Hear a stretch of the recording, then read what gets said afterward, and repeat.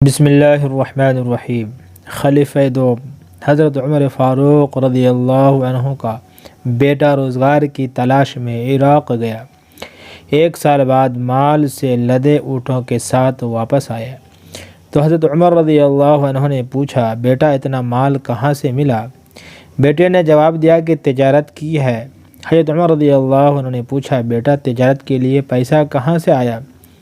بیٹے نے جواب دیا کہ چچا نے قرض دیا، یعنی چچا سے مراد کوفہ کا گورنر تھا۔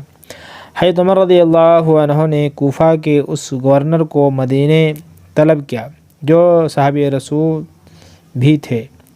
جب گورنر کوفہ مدینے آ کر خلیفہ سے ملے تو حضرت عمر رضی اللہ عنہ نے پوچھا، کیا وہاں بیت المال میں اتنی دولت آ گئی ہے کہ ہر شہری کو قرضہ دے سکتے ہو؟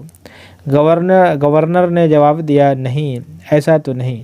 حضرت عمر رضی اللہ عنہ نے پوچھا، پھر تم نے میرے بیٹے کو قرض کیوں دیا؟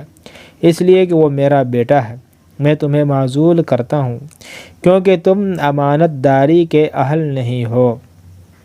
جب حضرت عمر رضی اللہ عنہ کوفے کے گورنر کو ہٹا چکے تو پھر بیٹے کو حکم دیا، سارا مال بیت المال میں جمع کرا دو، اس پر تمہارا کوئی حق نہیں۔ یہ واقعہ خاص طور پر سابق حکمران اور سابق چیف جسٹس ضرور پڑھیں اور اپنی اولادوں کی امارت کی ذرا سی تحقیق کر لیں۔